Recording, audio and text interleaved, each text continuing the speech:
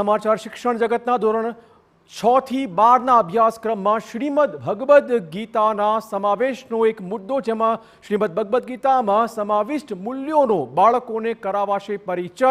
આ મામલે જમિયત ઉલેમાએ હિન્દની હાઈકોર્ટમાં જાહેરહિતની અરજી. આ અરજી મામલે હાઈકોર્ટે મૌખિક વલણ આપ્યું છે. આ જાહેરહિતની અરજી બીજું કંઈ નહીં પરંતુ એક અપપ્રચાર છે.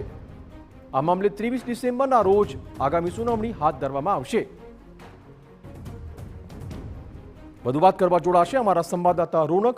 કયા પ્રકારનું વલણ હાઈકોર્ટનું?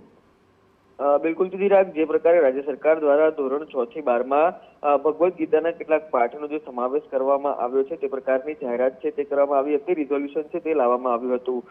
ગુજરાતનું જે ગ્રુપ છે જમિયત ઉલેમાએ હિન્દ ગુજરાત દ્વારા આ જે રિઝોલ્યુશન છે તેને ગુજરાત હાઈકોર્ટમાં પડકારવામાં આવ્યું હતું, જેને લઈને એક વિશેષ સીએ એપ્લિકેશન છે તે ગુજરાત હાઈકોર્ટમાં દાખલ કરવામાં આવી હતી. અને જે જાહેરહિતની અરજી સંદર્ભે આજે ગુજરાત હાઈકોર્ટમાં સુનાવણી હાથ ધરાઈ, ત્યારે પ્રાથમિક દલીલો બાદ ગુજરાત હાઈકોર્ટમાં ચીફ જસ્ટિસે પોતાનું મૌખિક વલણ છે તે સ્પષ્ટ કર્યું છે. અને જે જાહેરહિતની અરજી કરવામાં આવી છે તે બીજું કંઈ નહીં પરંતુ પ્રોપેગેન્ડા છે, એજન્ડા છે તે પ્રકારનું વલણ દર્શાવવામાં પણ આવ્યું છે.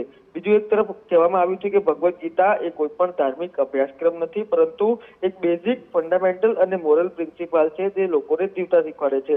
આ એક પ્રકારનું નૈતિક વિજ્ઞાન છે. નૈતિક વિજ્ઞાનના પાઠ એ ઉપદેશકોના શિક્ષણ સિવાય બીજું કંઈ નહીં હોવાનું હાઈકોર્ટનું જે મૌખિક વલણ છે તે પણ જે ગુજરાત હાઈકોર્ટના ચીફ જસ્ટિસ છે તે તેમના દ્વારા સ્પષ્ટ કરવામાં આવ્યું છે.